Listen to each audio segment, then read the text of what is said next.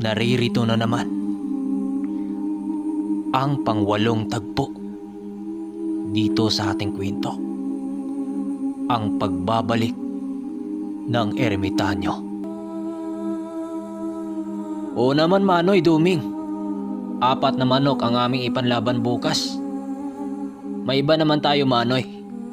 Parang nagtsatsaga naman kayo sa manok niyong dala na yan. Parang hindi naman yan panlaban. Sige, hayaan mo. Bibigyan ko kayong 2 ng panlaban bukas. Wika naman ang ama ni Umar. Hindi na mundo. Kontento na ako sa anong meron ako. Pero iwan ko dito kay Nole. Baka gusto niya. Sagot naman dito ng ermitanyo. Sige, bukas natin yan pag-usapan Manong Duming. Sa ngayon, magpahinga na muna tayo para kinabukasan may lakas tayo. Para naman hindi tayo antukin sa sabungan. Wika pa ng ama ni Umar. Kaya't sila Nuli at si Manong Duming, pumasok na sila sa bahay ni Umar at para matulog na, alinsunod sa sinabi ng ama nito. Habang katabing matulog ni Nuli ang ermitanyo, nagwika ito sa kanya na pabulong. Nole, bukas na bukas, kapag nandun na tayo sa sabungan, huwag kang magpapahalatang isa tayong dagunang mananabong. Dahil kapag nagkataong mahalata tayo, may posibilidad na makontra ang tanga nating Bertot sa ibang mga sabungirong bihasa din. Tandaan mo Nole, hindi porkit nagtatangan ako ng malalakas na aral ay pwede ko na itong gamitin sa sugal. Wika ng ermitanyo nang siyang naintindihan naman ni Nole. Maya-maya pa, nakatulog na rin silang 2 sa kwartong pinapatulugan sa kanila ng pamilya ni Umar. Nagising na lang silang 2 ng isang madaling araw nang makarinig sila ng ingay sa labas ng kanilang kwarto. Pareha silang nagigising noon, kaya't minabuti nilang lumabas ng kwarto ng pinatulugan sa kanila. Paglabas nila sa silid na yon, nadatnan nila ang buong pamilya ni Umar na halos magtatatalon yon sa tuwa nang makita nilang nagagawa ng makapagsalita ng ina ni Umar. Magamat hindi pa ito nakakatayo, alam ni Nuli na hindi rin kalaunan makapaglalakad din yon. Manong, nakakapagsalita na ang asawa ko. Maraming salamat talaga sa iyo Manong Duming. Dahil kung di kayo napadpad sa lugar na ito, malamang hanggang ngayon, di pa rin gagaling itong asawa ko. Wika ng ama ni Umar.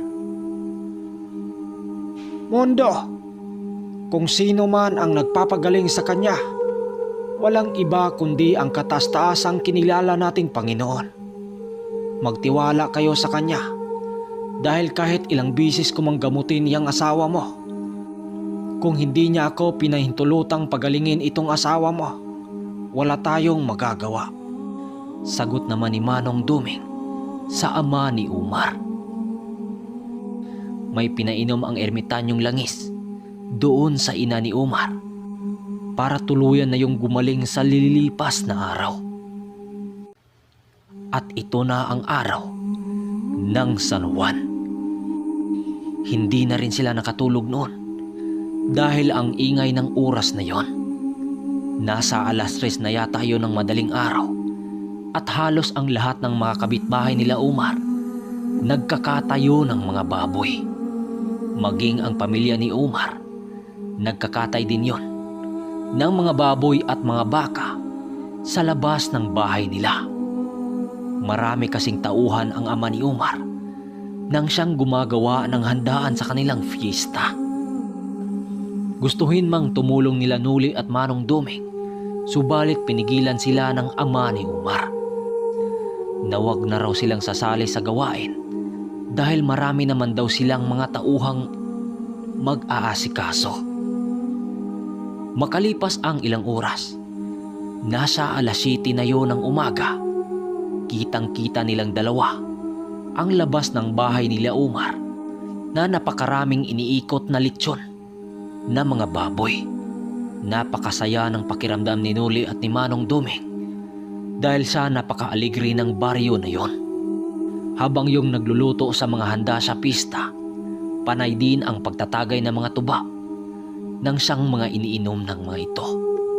Sa hindi kalayuan ng bahay nila Umar, nakasipat din sila ng grupo ng mga kalalakihan na gumawa ng isang bakod para sa gagawing ruwida ng sabungan.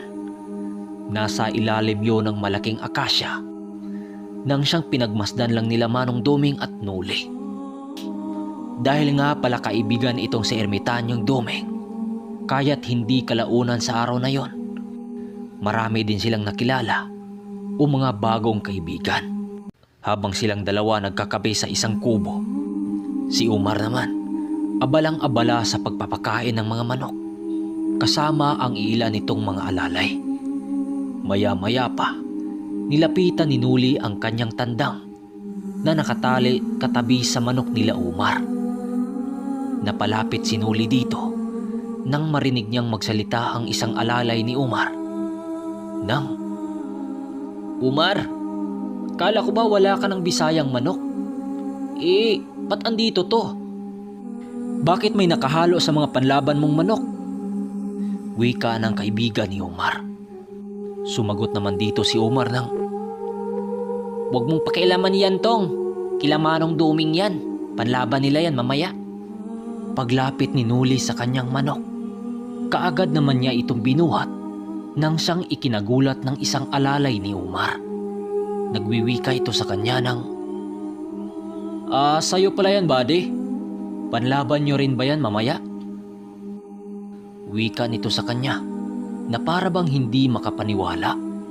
Si Nuli naman, tumangulang naman sa lalaki na nagpahiwatig nga sa kanya ngayon.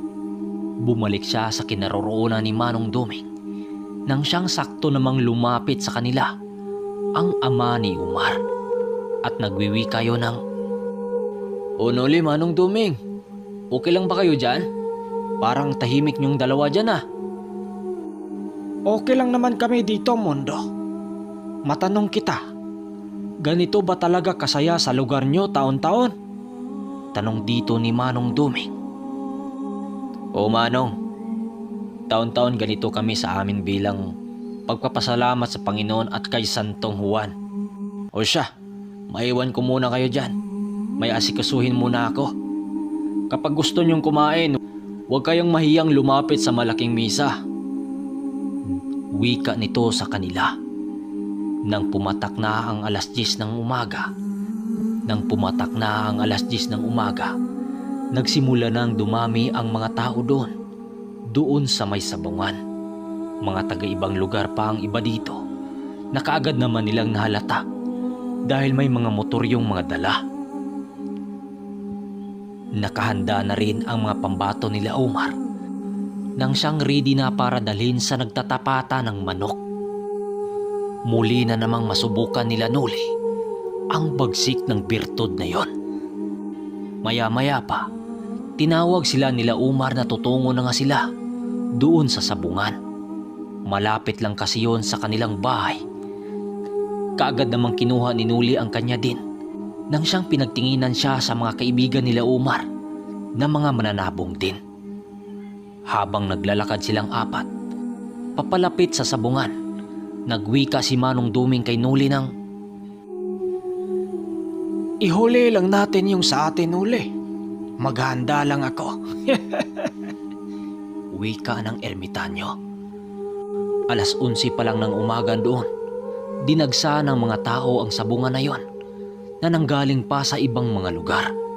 Nagsimula na rin ang mga sultada habang sila Umar naman kaagad yung nakahanap ng makalaban. Dalawa sa mga manok nito ay sabay-sabay na nilagyan ng tarik para mailaban kagad.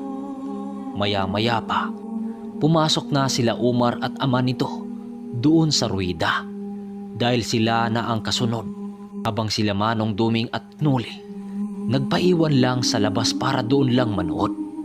Hindi basta-basta ang labanan na yon dahil limpak-limpak na salapi kung makapagsugal ang ama ni Umar. Nakapwisto ang dalawang panig na handa nang magbibitaw sa mga manok. Habang nanonood silang dalawa, kitang-kita nila ang isang lalaki sa loob ng ruwida na naghagis ng asin, mga durog na bawang at isang uri na damo na pampatapang ng kabayo. Yun ay ang kisol, na isang uri ng damo na pangontra sa mga aswang. Napatawa pa noon si Nuli dahil sa ginawa ng lalaki, subalit sinaway siya ni Manong Duming. Huwag kang ganyan, Nuli. Alam mo, dito sa sabungan, hindi lahat ng tao dito ay ordinaryo.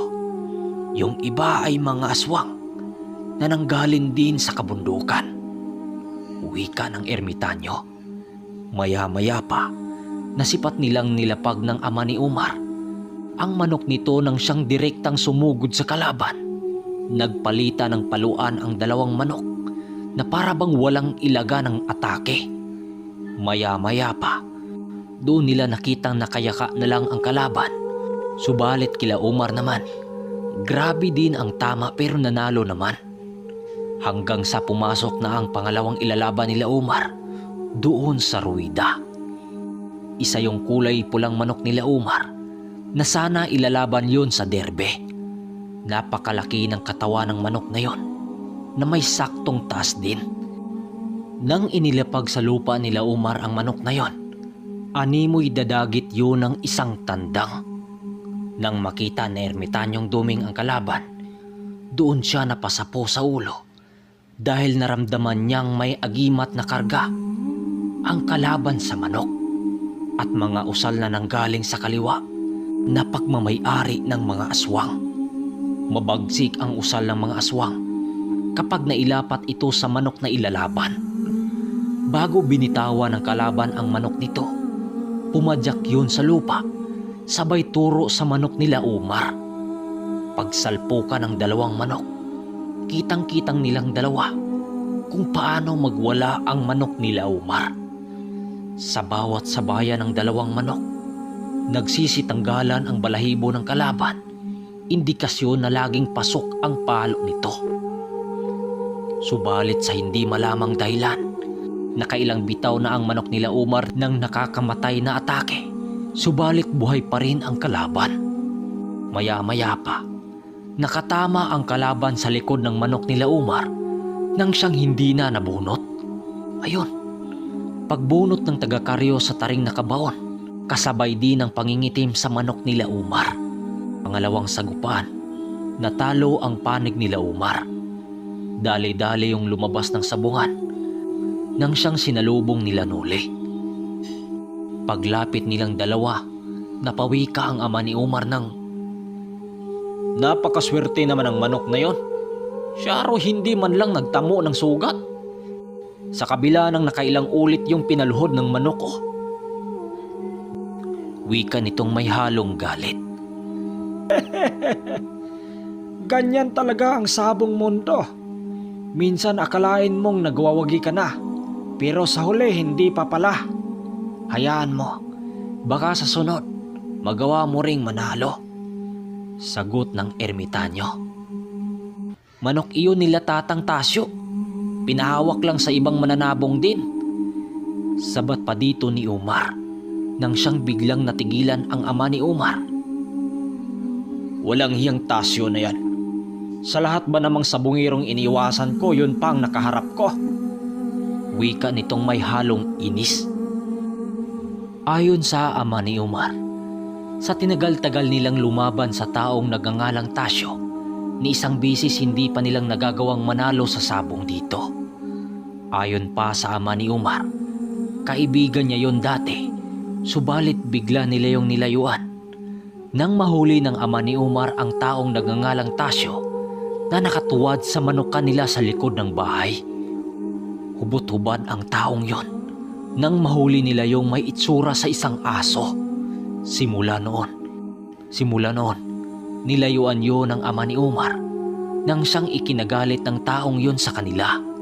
Simula noon, palagi na nila yung nakaengkwentro sa sabungan, pero ni isang beses, hindi yun nahuli nilang nagbibitaw yun ng manok sa ruwida. Nang marinig yun ni Manong Duming, alam niya sa kanyang sarili na isa nga yung aswang dahil sa sasabulag nitong ibinalot sa katawan ng taong iyon. Subalit ang hindi alam ng ama ni Umar, ang pangatlong laban nila, ayon din ang taong si Tasyo ang makalaban nila. Maya-maya pa, may nakausap ang ama ni Umar na isang lalaking may katandaan din. Nag-aalok yun sa kanila na sila na lang daw ang lalabanan nila. Sa puntong ito, dito na nakikialam si Manong Duming nang muli niyang mararamdaman ang presensya ng taong si Tasyo na isang aswang na sabungero. Mundo, ayun ba ang makakalaban nyo? Tanong ni Manong Duming sa ama ni Umar. Sumagot naman dito ang ama ni Umar ng, "Oo, yun nga Manong. Bakit ho Manong?" Sagot nito na pabalik. Wala naman. Pwede bang ako na lang magkakabit ng tari sa manok nyo? Wika ni Manong Duming nang siyang nagdalawang isip naman ang ama ni Umar. Marunong ho ba kayo Manong? Baka sasablay tayo dyan. Wika ng ama ni Umar. Nang sinabi yun ng ama ni Umar, tumawa lang naman dito ang ermitanyo habang sumasagot ng, Magtiwala ka lang Mundo. Baka malay mo, siswertihin tayo sa laban na ito. Dahil sa sinagot ni ermitanyo, wala nang nagawa ang ama ni Umar kundi payagan ang matanda. Habang kinabitan ni Manong Duming ng tari ang manok, may dinukot ang matanda sa kanyang bulsa nang siyang hindi napansin nila Umar. Sa pagkakataon na ito, inilagay ni Manong Duming ang ginamit nilang kapiraso ng kahoy na parte sa nakuha niyang bertod ng bubuyog. Sa mga nagalit dyan sa akin, dahil muli na namang nadamay ang mga aswang, pasensya na kayo ha. Dahil kapag iskipan ko ang parte na yon, baka sa akin naman mainis ang sender natin. Baka magtampo pa eh, tapos hindi na magsin sa atin ang kwento. Oo nga pala, nasa description ang Gmail account natin. Kapag may kwento kayo dyan, doon nyo lang isisend para magawa natin ng istorya. Yun lang, salamat. Pabang sa Part 9.